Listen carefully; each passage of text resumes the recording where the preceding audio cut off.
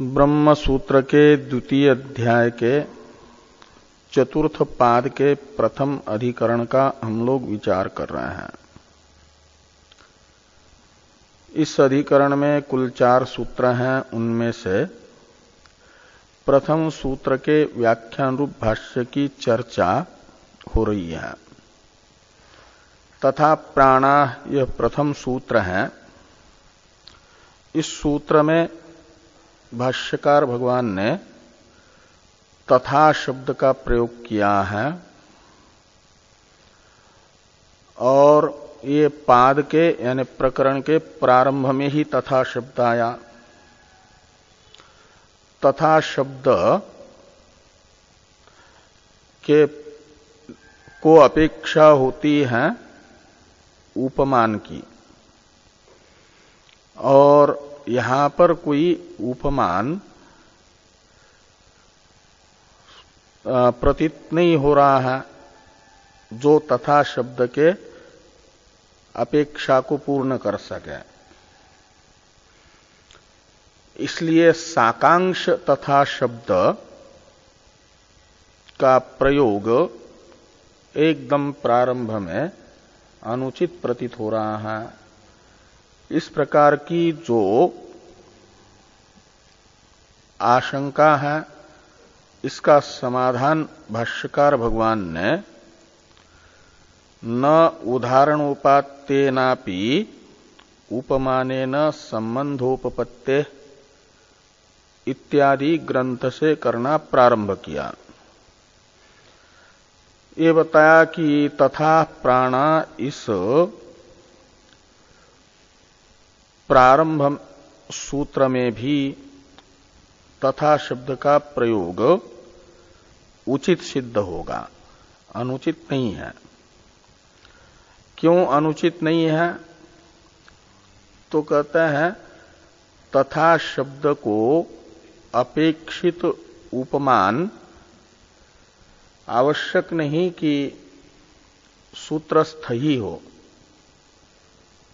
सूत्र का विषयभूत जो वाक्य है श्रुति का, और उस श्रुति वाक्यस्थ उपमान के द्वारा भी तथा शब्द की आकांक्षा शांत की जा सकती है। और तथा शब्द निराकांक्ष होकर के उपमा उदाहरण वाक्य में जो लोकादि उपमान है उनका तथा सूत्रस्थ प्राणा पद का उपमान उपमेय भाव बताएगा। ये कहेगा कि जैसे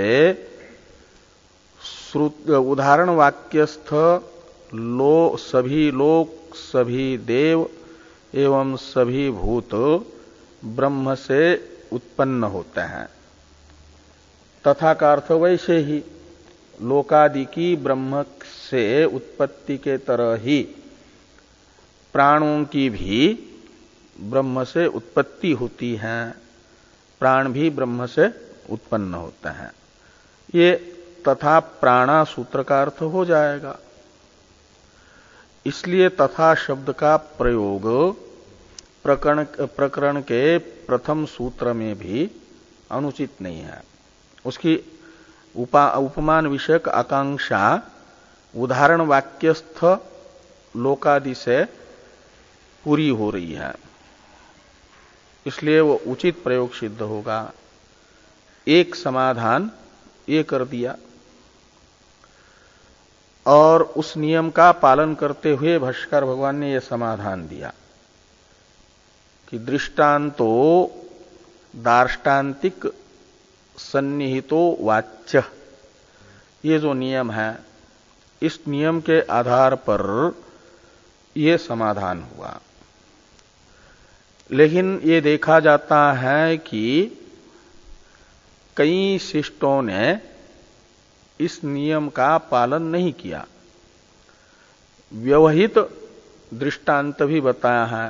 दार्ष्टान्तिक की अपेक्षा व्यवहित दृष्टांत का प्रयोग करने के लिए, परामर्श करने के लिए भी तथा के पर्यायवाचक शब्दों का प्रयोग शिष्टों के द्वारा किया हुआ देखा जा रहा है। तो कहां पर किया है शिष्टों ने ऐसा प्रयोग? ये जब प्रश्न आया तो इसका उत्तर देते हुए अथवा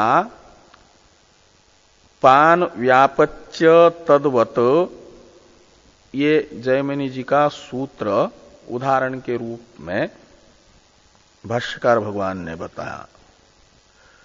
तो कहा कि पान व्यापच्य तद्वत, इस सूत्र में जो तथा का पर्यायवाचक तद्वत शब्द है, इसे भी उपमान की अपेक्षा है।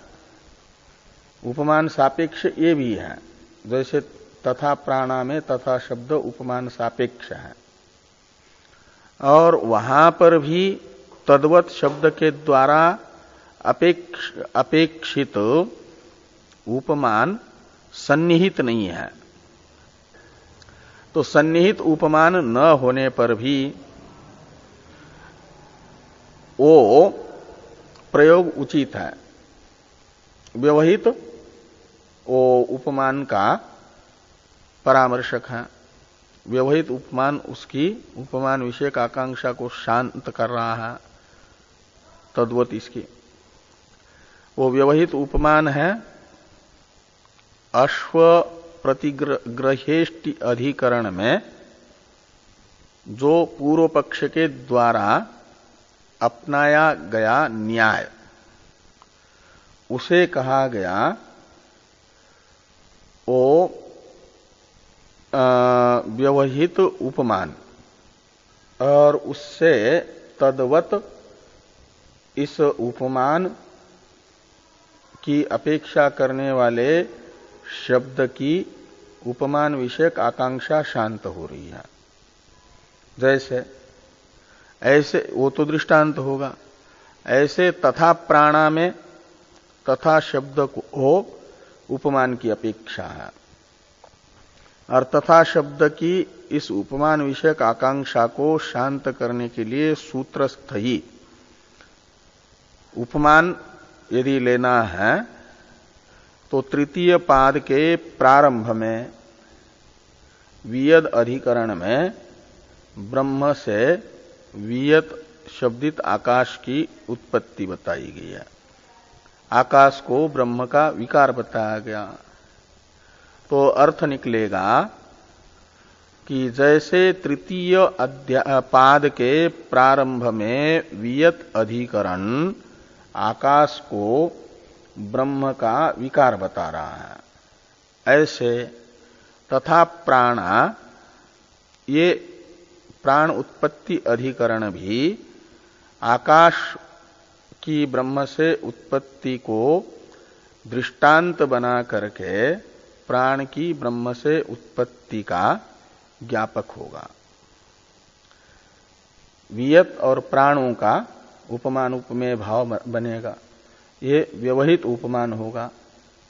इसी को समझाने के लिए भाष्यकार भगवान ने भाष्य में पान व्यापच्य तद्वत इत्येवं आदिषु व्यवहित उपमान संबंधस्य अपि क्या है आश्रितत्वात्, ये ग्रहण किया है, ये वाक्य लिखा है। और इस वाक्यस्थ पान व्यापच्य तद्वत, ये जो उदाहरण है, मीमांसा का उदाहरण है, उसे समझाने के लिए टीकाकार ने, भाष्यकार भगवान ने तो एक छोटा सा वाक्य लिखा, पान व्यापच्य इत्यादिषु व्यवहित उपमान संबंधस्यापि आश्रितत्वात्, एक छोटा सा वाक्य है। इसको समझाने के लिए टीकाकार ने 2 पृष्ठ में पूर्व मीमांसा के 3 अधिकरणों को प्रस्तुत किया है, और वो तीनों अधिकरण ठीक से ध्यान में आएंगे तब जाकर के भाष्य के उस छोटे से वाक्य का अर्थ समझ में आएगा। या जो पहले से वो समझ चुके हैं, पूर्व मीमांसा पढ़ चुके हैं, उनको तो भाष्य का वो जो छोटा सा वाक्य है उसी से वो सिद्धांत समझ में आ जाएगा, दृष्टांत से, है ना। वो दृष्टांत समझ में आएगा तो सिद्धांत भी समझ में आएगा। लेकिन पूर्व मीमांसा नामक ग्रंथ का दर्शन ही जिन्होंने नहीं किया, ग्रंथ ही नहीं देखा, है? हाँ होगा। तो वो ग्रंथ ही जिन्होंने नहीं देखा, उनको तीनों अधिकरण का नाम भी नया, विषय भी नया, और फिर समझना भी थोड़ा कठिन जाता है। लेकिन टीकाकार ने लिखा है, टीका सहित अपना स्वाध्याय करते हैं तो टीका को भी तो देखना ही है ना।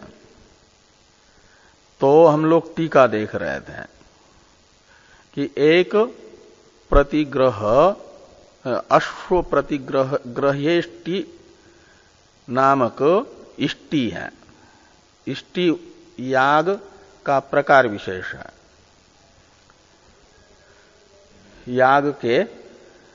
याग विशेषों का नाम होता है इष्टि। तो अश्व प्रतिग्रह इष्टि का अर्थ है अश्वदान निमित्तक याग। और उस अश्वदान निमित्तक याग का विधान करने वाला जो वाक्य, उस पर विचार करने वाले अधिकरण को कहा जाता है अश्व प्रतिग्रहेष्टि अधिकरण। और उसका विषय वाक्य है यावंतो अश्वान प्रतिगृह्यात तावंतो चतुष्कपालान वारुणान चतुष्कपालान निर्वपेत। ये है उस अश्व प्रतिग्रहेष्टि अधिकरण का विषय वाक्य। और फिर अश्व प्रतिग्रहेष्टि अधिकरण के उत्तर अधिकरण में ये विचार हुआ कि ये जो इस वाक्य के द्वारा इष्टि याग का विधान हो रहा है, वो इष्टि करने वाला कौन है? क्या जो अश्वदान ग्रहण करता है, अश्व का दान लेता है, उसको इष्टि करनी है ये, या अश्व का दान देने वाले को इष्टि करनी है? ये संशय हुआ। और इस संशय के उत्तर में जो अश्व प्रतिग्रह इष्टि अधिकरण का पूर्व पक्ष है, उसने कहा कि जब मूल श्रुति में उपक्रम में क्या है, प्रतिगृह्यात, इस श्रुति का प्रयोग है। तो प्रतिगृह्यात का अर्थ होता है प्रतिग्रह करे। प्रतिग्रह का अर्थ है संग्रह, ले दान। प्रतिग्रह का प्रयोग होता है दान के लिए, अपना दान लेने वाले की जो क्रिया है उसके लिए, उपादान। तो प्रतिगृह्यात इस श्रुति के आधार पर ये होना चाहिए कि इस इष्टि का विधान किया जा रहा है अश्वदान लेने वाले को। श्रुति कह रही है कि ये इष्टि करें। इस प्रकार का वहां उत्तर अधिकरण का पूर्व पक्ष है। लेकिन सिद्धांत है कि ये जो इष्टि का विधायक वाक्य आया, यावंतो अश्वान प्रतिगृह्यात तावंतो, वो क्या नाम है, चतुष्कपाला वारुणांश चतुष्कपालान निर्वपेत, ये है विषय वाक्य, विधायक वाक्य। उसमें शुरू में आया इस वाक्य के पहले एक वाक्य आया कि प्रजापतिर वरुणाय अश्वम अनयत, ये उस वारुणी इष्टि का विधान करने वाले वाक्य से पहले वाक्य है उपक्रम में, और उसका अर्थ होता है कि यजमान ने अश्वशाला से अश्व लाया और वरुण को प्राप्त कराया, वरुण के लिए अश्व लाया, ऐसा। तो यहां पर उपक्रम में यजमान का, दान देने वाले का कथन होने से वहां पर इस अश्व काय के लिए लाया, अनयत प्राप्त, तो का अर्थ निकलेगा दान के लिए। इसलिए वो अश्वदान का प्रकाशक लिंग होने से उपक्रम में वहां लिंग के सामर्थ्य से क्या होगा कि दान दाता को इष्टि करनी पड़ेगी, अश्वदान देने वाले को वारुणी इष्टि करनी होती है। इसलिए वहां विधि वाक्य में प्रतिगृह्यात शब्द का अर्थ निकलता है प्रतिग्रहायेत, प्रतिग्रह कराएं, तो प्रतिग्रह कराता है दान देने वाला।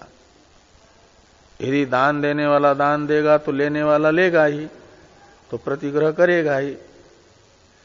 अब देने वाला दे ही ना तो प्रतिग्रह कैसे करेगा फिर? तो इसलिए वो अंतर्भावित नियर्थ है।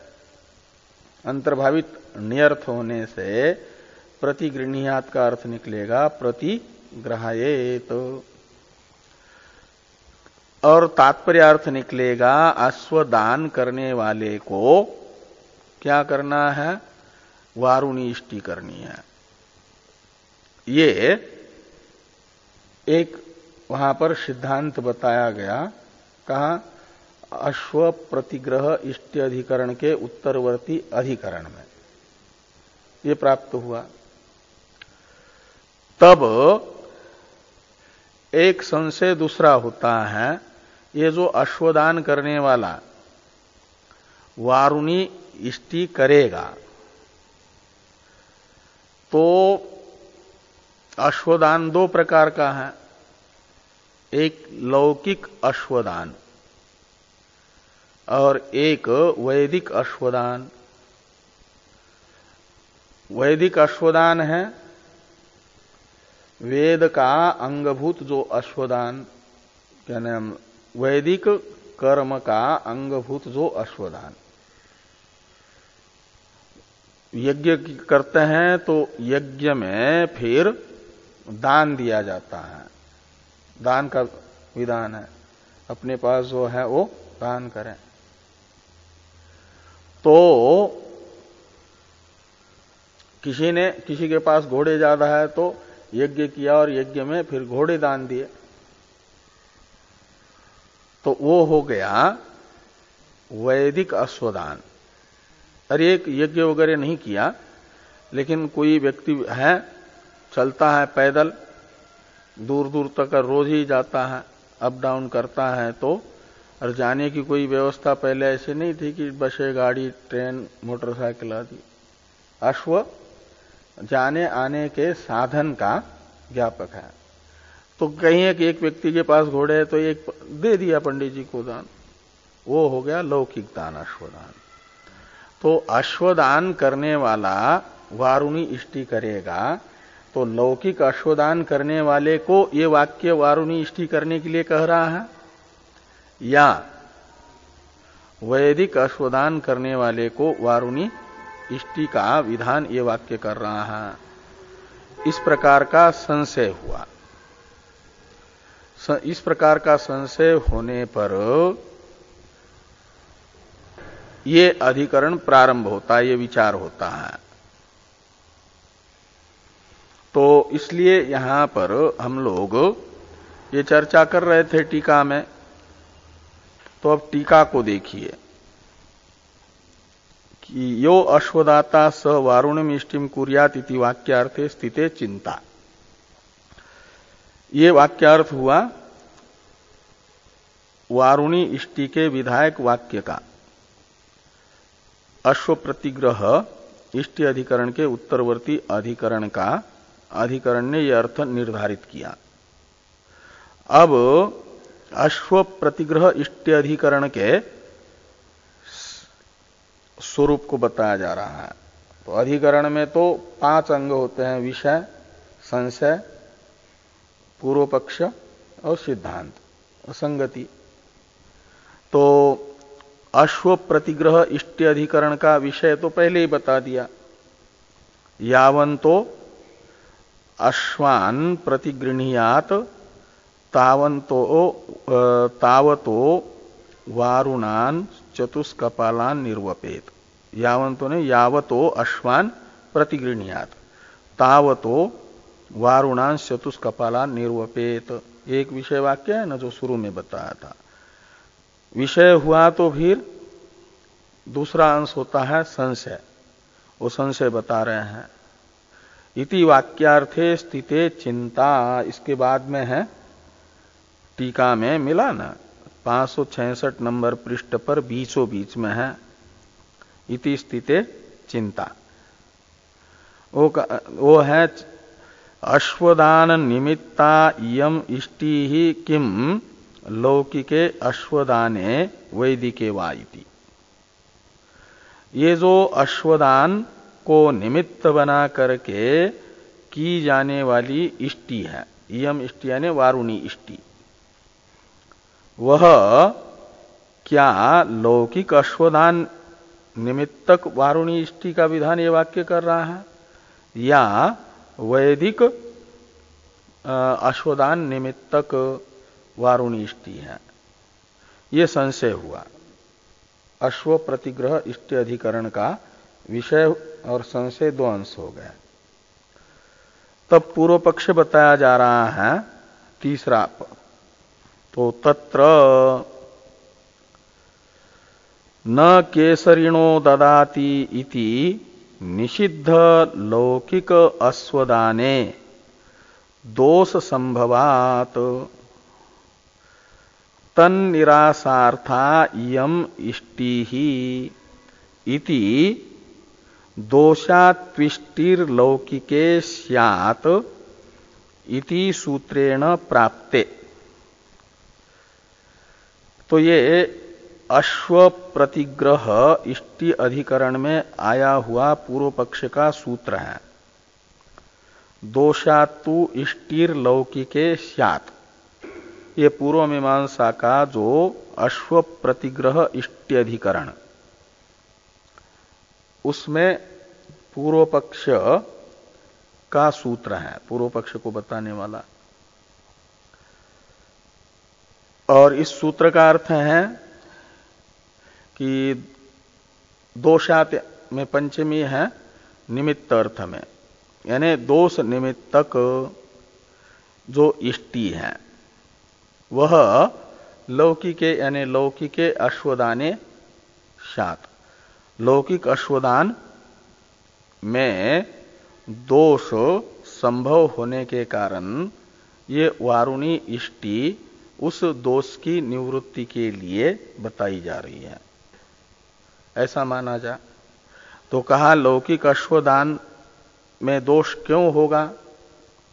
कहते इसलिए कि एक वाक्य आता है कि न केसरिणो ददाति, न केसरिणो ददाति, ये निषेध वाक्य है। केसरी कहा जाता है घोड़ों को, तो केसरिणो न ददाति, ददाति लेट लगा रहे हैं, दद्यात इस अर्थ में।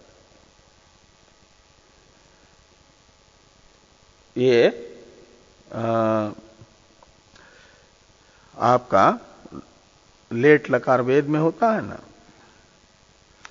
इसलिए अर्थ निकलेगा कि घोड़े का दान न करे, घोड़ा न दे।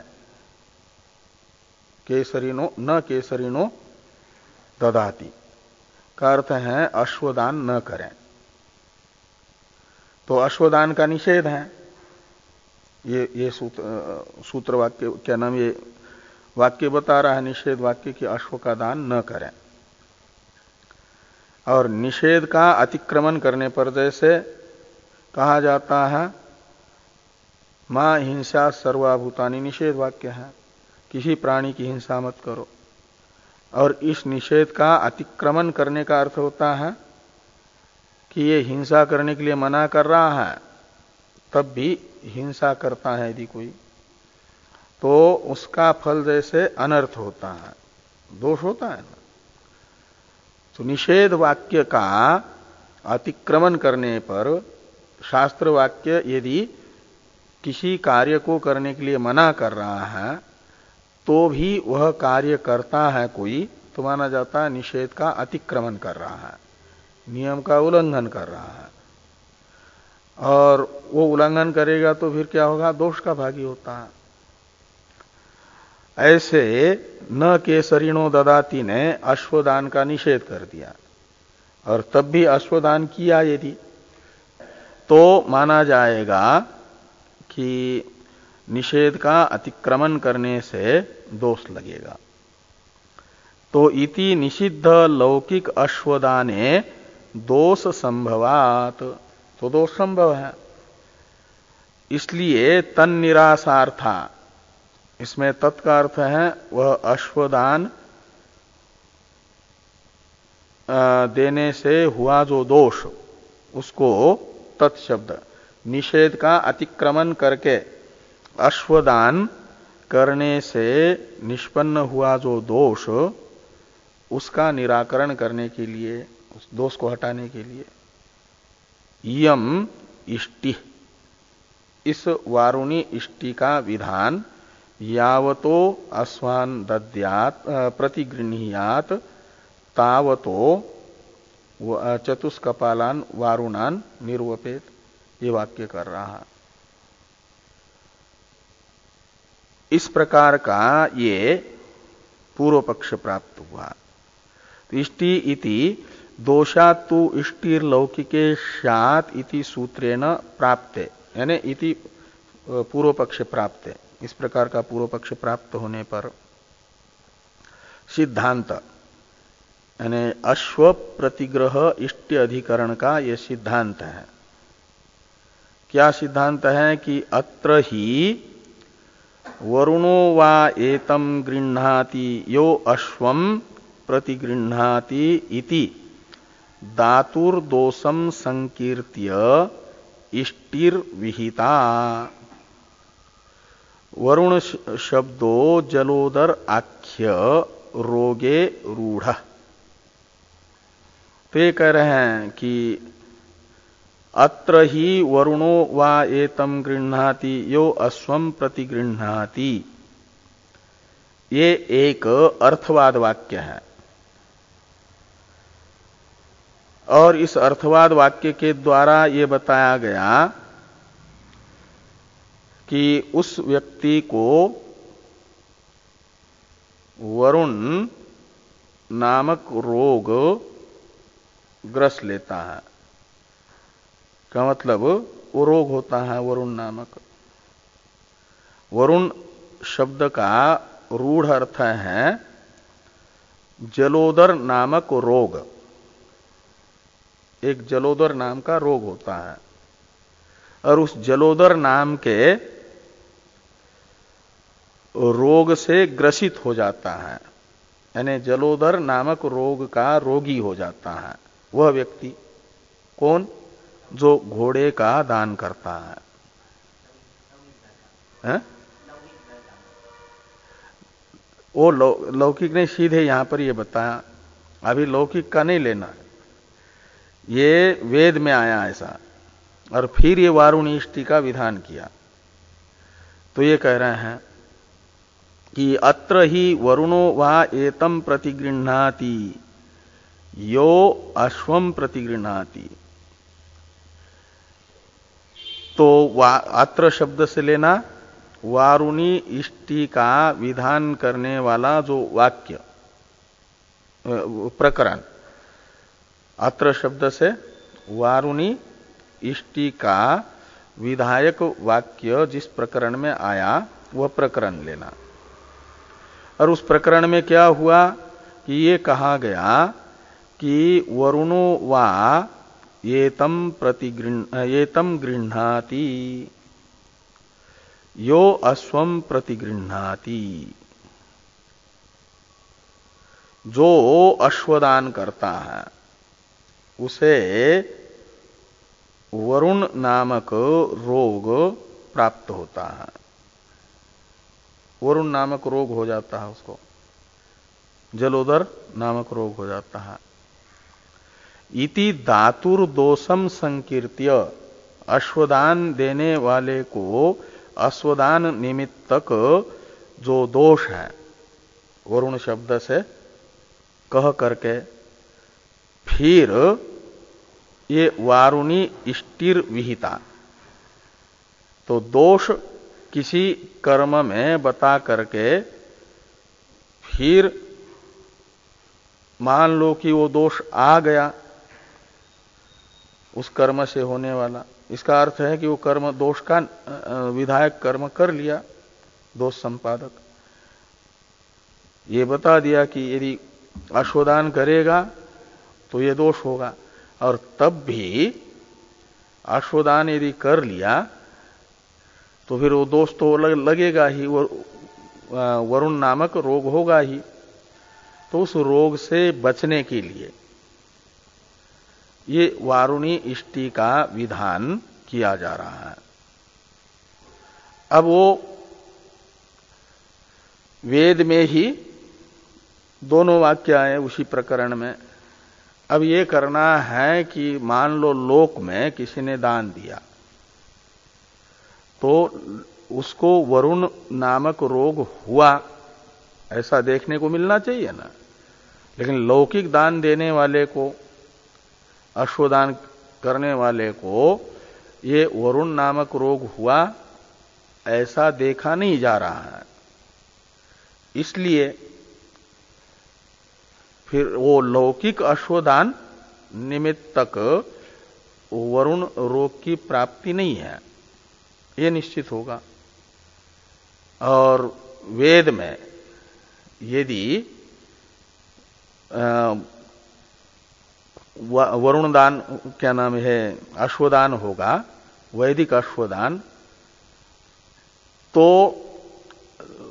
वरुण नामक रोग की संभावना है, यह अर्थ निकालना पड़ेगा। क्योंकि लौकिक में तो प्रत्यक्ष देखा नहीं गया है और शास्त्र बता रहा है, इसलिए वो अतीन्द्रिय अर्थ होने से माना जाएगा कि वैदिक अश्वदान करने पर अश्वदान करने वाले को वरुण नामक रोग, वह वाक्य बता रहा है, अर्थवाद वाक्य।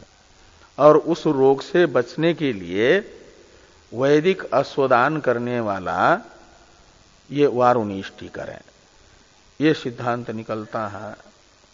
वो बता रहे हैं कि अत्र ही वरुणो वा एतम गृह्णाति यो अश्वम प्रतिगृह्णाति इति धातुर्दोषम संकीर्त्य, अश्वदान करने वाले को प्राप्त होने वाले दोष का कथन करके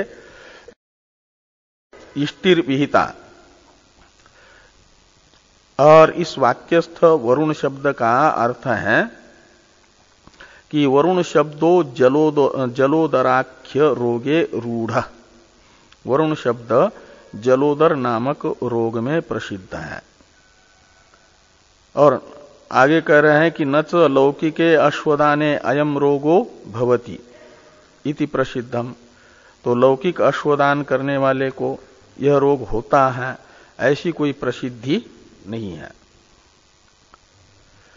इति न प्रसिद्धम, इसलिए क्या होगा कि न च अनेनैव वाक्येन प्रसिद्धि, कोई ये नहीं कह सकता कि इस शास्त्र वाक्य से ही प्रसिद्धि मान लो।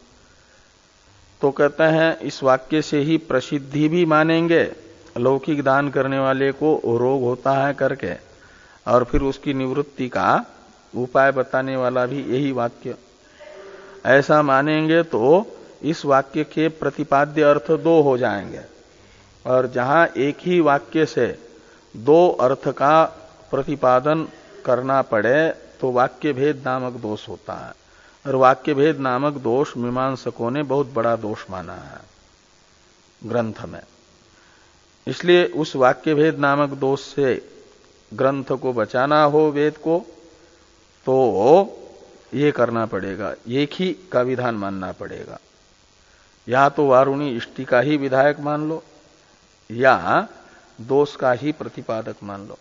यही वाक्य दोष भी बताएगा अश्वदान निमित्तक और यही उसका उपाय भी बताएगा, ऐसा नहीं। तो माना जाएगा कि दोष तो प्राप्त है और उस प्राप्त दोष का अनुवाद करके विधान मात्र कर रहा है, ये कहना पड़ेगा। ये आगे कह रहे हैं कि न च अनेनैव वाक्येन प्रसिद्धि दाने दोषः तन्निरासार्था इष्टि इति वदतो अर्थभेदे वाक्य भेदात। ऐसा यदि ये वाक्य बताएगा तो अर्थभेद होने से वाक्य भेद नामक दोष का प्रसंग आएगा। और कहते हैं वाक्य भेद नामक दोष तो तब आएगा जब वरुण शब्द का अर्थ ये हो जाएगा कि इसी वाक्य से वरुण की प्राप्ति भी बताई जाएगी, वरुण नामक रोग की। तो यह माना जाए कि वरुण शब्द स्वयं ही वो प्राप्त दोष का अनुवादक है, यौगिक है, रूढ़ नहीं, ऐसा मानते हैं यदि। तो ये कह रहे हैं कि वृणोति इति व्युत्पत्त्या वरुण शब्दो निषेध अतिक्रम कृत दोषानुवादकः इति न च युक्तम। शुरू में जो नच है ना, उसको युक्तम के साथ जोड़ दो कि वृणोति इति वरुण, ऐसी उत्पत्ति करते हैं कर्तार्थ में व्री धातु से उण प्रत्यय करके वरुण बनाते हैं। तो वरुण शब्द का अर्थ निकलेगा ये प्राप्त जो दोष और उस दोष का अनुवादक है वरुण शब्द, ऐसा मानेंगे।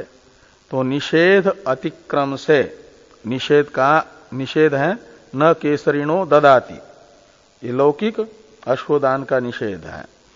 और लौकिक अश्वदान के निषेध का अनुवादक मात्र ये वरुण शब्द होगा, दोष का अनुवादक है, ऐसा मान लो। तब कहते ये मानना भी न च युक्तम। क्यों? कहते रूढ़ी त्यागा पातात वृणोतीति वरुण, ऐसी उत्पत्ति करके वरुण शब्द को यदि अनुवादक मानेंगे तो उसका यौगिक अर्थ लेकर के अनुवादक हो जाएगा। तो रूढ़ जो अर्थ है उसका त्याग करने की आपत्ति आएगी। रूढ़ी त्यागा पातात, यानी रूढ़ी कहते हैं प्रसिद्धि को, प्रसिद्धि कहते हैं शक्ति को। तो वरुण शब्द की जो शक्ति है उसका परित्याग करने की आपत्ति आएगी। हाँ, तो और तत्यागे च, यानी रूढ़ी का यदि त्याग करेंगे वैदिकेपि दाने, तो वैदिक दान में भी तो दोष प्राप्त होता है। फिर क्या दोष प्राप्त होगा कि ये दुख, अश्वत्याग जन्य दुखम प्राप्तम उक्त व्युत्पत्त्या शक्नोति अनुवदितुम।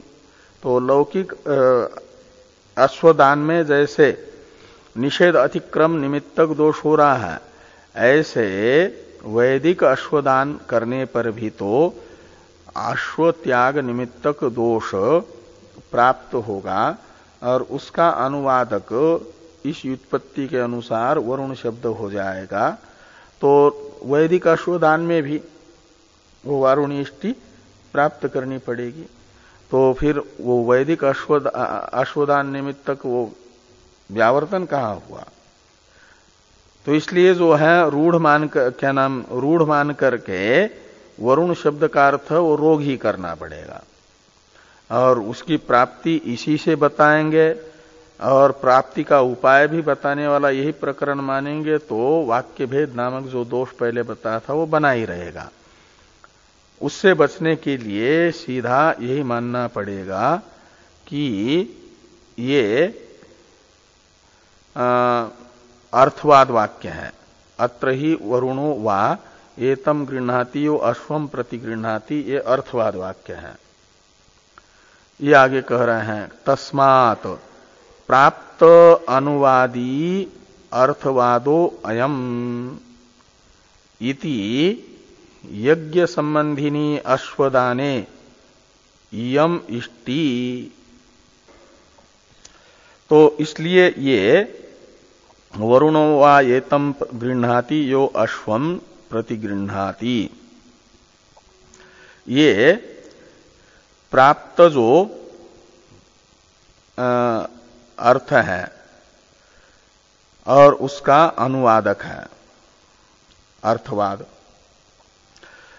और अर्थवाद होने से सीधा एक ही ज्ञापन होगा, एक ही विधान होगा कि वारुणी इष्टि करनी है। याग का अंगभूत जो अश्वदान वो करेगा, तब भी वो जो दोष है न केसरिणो ददाति वाक्य के द्वारा बताया गया, निषेध वाक्य का अतिक्रमण करने से लगने वाला दोष तो प्राप्त होगा ही।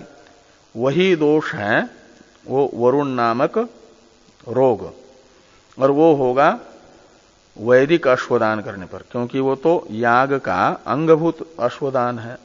वो याग विधायक वाक्य ने अश्वदान करने के लिए भी कहा है, और उधर जो है सामान्य वाक्य दोष भी बताता है। तो कहा कि विधान होने से अश्वदान कर लो, और दोष से बचने के लिए अश्वदान निमित्तक एक अलग से प्रायश्चित्त रूप वारुणी इष्टि का भी विधान कर लो। तो फिर वो जो निषेध अतिक्रम निमित्तक दोष है वो दोष नहीं होगा। ये यहां पर बताया जा रहा है। तो तस्मात् प्राप्त अनुवादी अर्थवादो अयम इति यज्ञ संबंधिनी अश्वदाने इयम इष्टि इत्येवं विचार्य, ये बात निर्धारित की गई। किसमें? अश्व प्रतिग्रह इष्टि अधिकरण में। अश्व प्रतिग्रहेष्टि अधिकरण में इस प्रकार का विचार करने के बाद बीच में और कुछ दूसरे अधिकरण आए, और फिर ये पान व्यापच्य तद्वत, ये जो यहां का उदाहरण वाक्य है, दृष्टांत वाक्य है, वो आया पूर्व मीमांसा में। तो ये कहते हैं इत्येवं विचार्य उक्तम पान व्यापच्य तद्वत इति। पान व्यापच्य तद्वत ये अधिकरण जैमिनी जी ने पूर्व मीमांसा में कहा, और फिर उसका अर्थ होता है पान व्यापच्य तद्वत में पान शब्द का अर्थ है सोमपान। तो कह रहे हैं पान व्यापक का अर्थ कर रहे हैं टीका में, सोमपाने क्रियमाने व्यापत यानी वमनम यदि स्यात् तदा एतम सोमेन्द्रम श्यामाकम चरुम निर्वपेत इति श्रूयते। तो कहते हैं यदि वैदिक याग का अंगभूत जो सोमपान नामक कर्म है, सोम का हवन होने के बाद बचा हुआ जो है सोम रस, उसको ग्रहण किया जाता है, पिया जाता है। यजमान तथा पुरोहित सभी उसका ग्रहण कर लेते हैं। लेकिन वो सोमपान करते समय यदि वमन हो जाए तो कहते हैं फिर ये एक याग करना पड़ता है, चरु याग। जैसे वहां अश्वदान करने से जो दोष होगा निषेध अतिक्रम निमित्तक, उससे बचने के लिए, वरुण नामक रोग से बचने के लिए वारुणीष्टि का विधान है। ऐसे ये वमन होने से जो दोष होता है उस दोष से बचने के लिए ये एक याग का विधान है। ये तम सौमेन्द्रम श्यामाकम वरुम निर्वपेत, ये वाक्य है उस चरु का विधायक वाक्य, चरु याग का। कहते हैं तत्र अश्व प्रतिग्रह, और ये इस अधिकरण में पूर्व पक्षी ने क्या किया, जो पान व्यापच्य तद्वत ये सूत्र है पूर्व पक्ष का सूत्र उस अधिकरण का, और पूर्व पक्षी ने अश्व प्रतिग्रह इष्ट अधिकरण के पूर्व पक्ष को तद्वत शब्द से उपमान के रूप में रखा। अश्व प्रतिग्रह इष्टि अधिकरण के पूर्व पक्ष का उपमान के रूप से ग्रहण करने वाला तद्वत शब्द प्रयोग कर दिया। ये यहां पर कह रहा है कि तत्र अश्व प्रतिग्रहेष्टि अधिकरण पूर्व पक्ष न्यायो बहुसूत्र व्यवहित। तो अश्व प्रतिग्रह इष्टि अधिकरण का जो पूर्व पक्ष न्याय है, पूर्व पक्ष की युक्तियां हैं, वो है अनेक सूत्रों के द्वारा व्यवहित, पूर्व में आई हुई। तब भी तद्वत इति परामृश्यते, पान व्यापच्य तद्वत में तद्वत इस शब्द से वो उस न्याय का उपमान के रूप में परामर्श हो रहा है, जो व्यवहित है। अश्व प्रतिग्रहेष्टि अधिकरण के पूर्व पक्ष न्याय का उपमान के रूप में परामर्श तद्वत शब्द से हो रहा है। जैसे ये यहां उदाहरण पूरा हुआ, तो उसके लिए अभी तो पूरा क्या, पूरा आगे भी आएगा। तो तद्वत लौकिके धातु साम्यार्थम पीत सोमस्य वमने अयम चरु स्यात् वमन निमित्त इंद्रिय सोसाख्य दोषस्य दृष्टस्य इंद्रियेण वीर्येण वृद्ध्यते यह सोमम वमति इति अनुवादात इति पूर्व पक्ष सूत्रार्थ। ये पान व्यापच्य तद्वत, ये जो पूर्व पक्ष का सूत्र है, इस सूत्र का पूर्व मीमांसा के ये अर्थ निकलेगा, तद्वत का अर्थ निकलेगा कि जैसे वहां अश्व प्रतिग्रह इष्टि अधिकरण में भी पूर्व पक्ष तो यही बता रहे थे ना कि लौकिक अश्वदान निमित्त अश्वदान का निषेध है, और उस निषेध का अतिक्रमण करने से लगने वाले दोष से बचने के लिए वारुणी इष्टि का विधान, ये वहां का पूर्व पक्ष न्याय था। उसी को यहां पर उदाहरण के रूप में रख करके ये बताया जाएगा। तद्वत शब्द कहेगा कि उस अश्व प्रतिग्रह इष्टि अधिकरण के पूर्व पक्षी ने जैसा ये कहा था, निषेध अतिक्रम निमित्तक दोष की निवृत्ति के लिए वारुणी इष्टि करो, ऐसे ये इतना तो तद्वत का अर्थ निकला। और ऐसे ही वमन दो प्रकार से हो सकता है। वमन यानी उल्टी, कोई जरूरी नहीं कि लोक में भी कई बार ऐसा होता है, कुछ खाने के बाद प्रतिकूल पदार्थ यदि अंदर गया तो उल्टी हो जाती है, अपच होने पर भी कई बार उल्टी हो जाती है। ये लौकिक वमन है। और कभी किसी को हो सकता है सोमपान, जो वैदिक कर्म है, वो करते समय उल्टी हो जाए। तो ये वमन निमित्तक दोष को दूर करने के लिए ये तम सोमेन्द्रम श्यामाकम चरुम निर्वपेत, इस वाक्य के द्वारा जो कर्म का विधान हो रहा है वह लौकिक वमन निमित्तक दोष की निवृत्ति के लिए चरु याग का विधान है, ऐसा इस अधिकरण के पूर्व पक्षी कहते हैं। इसको समझाने के लिए तद्वत शब्द का प्रयोग है। इसलिए इस सूत्र का पान व्यापच्य तद्वत, इस सूत्र का अर्थ पूर्व पक्षी के अनुसार ये हुआ, पूर्व मीमांसा के पूर्व पक्षी के अनुसार यह अर्थ निकला कि तद्वत लौकिके धातु साम्यार्थम।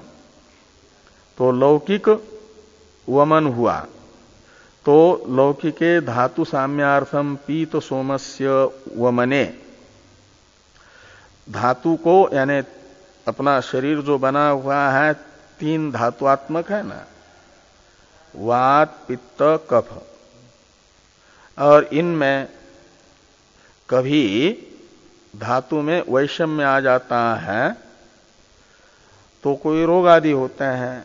इसलिए इनकी जिस शरीर में ये तीनों समान है तो निरोग होता है। तो कहते हैं कि धातु साम्यार्थम, कोई धातु वात पित्त कफ में से किसी धातु विशेष का आधिक्य होगा, प्रकोप हो जाए, तो उसे शांत करने के लिए, धातु की समानता के लिए क्या करना पड़ता है कि उपाय है एक सोमपान। तो वो कह रहे हैं कि धातु साम्यार्थम पीत सोमस्य, ये है लौकिक सोमपान, और उसके लिए वमने अयम चरु स्यात्, तो लौकिक वो सोमपान करते समय यदि क्या नाम है चरु वमन हुआ तो उससे होने वाला जो इंद्रिय शोषाख्य दोष है वो दृष्ट दोष है, और उस दृष्ट दोष से बचने के लिए इस विधान क्या नाम चरु का विधान है। इंद्रियेण वीर्येण वृद्ध्यते यह सोमम वमति इति अनुवादात, ये वाक्य है उस दोष का अनुवादक, और उसका विधान ये किया जा रहा है उस दोष से बचने के लिए। ऐसा ये पूर्व पक्षी कहते हैं वहां के। अभी 2-3 पंक्ति इसमें है, आज पूरा यदि होता है 2 मिनट और बैठ लो, 2-3 मिनट, तो 2 पंक्ति है पूरा हो जाएगा। नहीं तो विषय प्रसिद्ध नहीं है ना, कहीं बैठे बैठे तो समझ में न आने पर नींद भी आती है, कहीं को ऐसा हो भी रहा होगा तब भी करे क्या। ये प्रसिद्ध विषय है, न पूर्व मीमांसा पढ़ करके फिर उत्तर मीमांसा पढ़ी जाती है। यहां तो कुछ भी नहीं पढ़े तब भी बैठना पड़ता है। तो वैदिके तु सोमपाने शेष प्रतिपत्तेर जातत्वात् वमनेपि न दोष इति प्राप्ते सिद्धांत। और वैदिक जो सोमपान है वो करते समय तो शेष प्रतिपत्ति हो गई है, सोमपाने शेष प्रतिपत्तेर जातत्वात् वमनेपि न दोष, ये पूर्व पक्षी कहेंगे वहां के।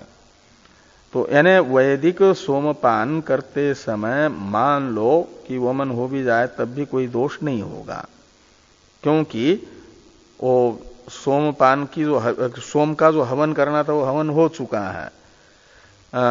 उसमें सोम में याग अंगत्व का निर्धारण हो चुका है, ये पूर्व पक्षी कहते हैं। इति प्राप्ते सिद्धांत, ये सिद्धांत है वहां का कि लोके वमन कृत इंद्रिय शोषस्य धातु साम्यकरत्वेन गुणत्वात् न दोषता, ये वहां के सिद्धांती बताएंगे मीमांसा के, कि लौकिक जो वमन है वह दोष नहीं है, अपितु गुण का संपादक है। जो पूर्व पक्षी बोलेंगे उससे उसको गलत सिद्ध करना होता है ना सिद्धांति को। तो मीमांसा के सिद्धांती कह रहे हैं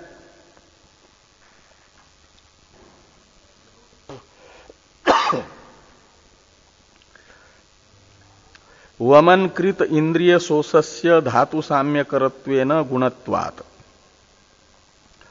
जो वमन हो जाता है उससे जो इंद्रिय शोष होता है वो तो धातु का साम्यकर होने से धातु को समान करता है। इसके लिए क्या करते हैं, यानी अंदर कोई ऐसी वस्तु गई है जो कफादि को बढ़ा रही है, तो उसको निकालने के लिए वमन कर दिया, तो वह वमन धातु के वैषम्य को दूर करके धातु साम्य का संपादक होने के कारण गुण है। गुण होने से न दोषता, उसमें दोष लौकिक वमन हो जाए तो दोष कर नहीं है।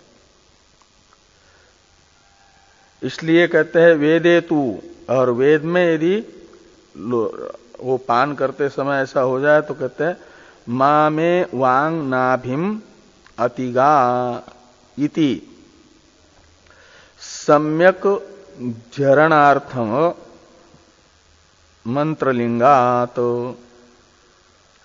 वमने कर्म वैगुण्यात तस्य दोषता। तो ये जो मा में वांग नाभिम अतिगा, इस वाक्य के द्वारा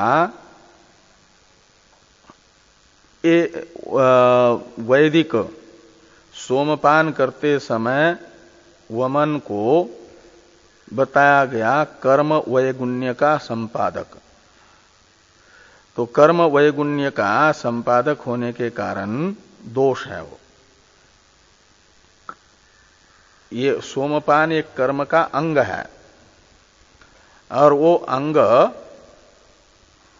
यानी जो हवि बचा है वो प्रसाद के रूप में शरीर के अंदर जाना चाहिए, वो बाहर निकला, तो कर्म वैगुण्य दोष हुआ, यानी अंग का संपादन नहीं हुआ। अंग में वो कर्मांग संपादन ठीक से न होने के कारण वैगुण्य नामक दोष होने से वो वैदिक सोमपान करते समय वमन हुआ, वो दोष का संपादक हुआ, वैगुण्य नामक दोष उसने संपन्न कर दिया।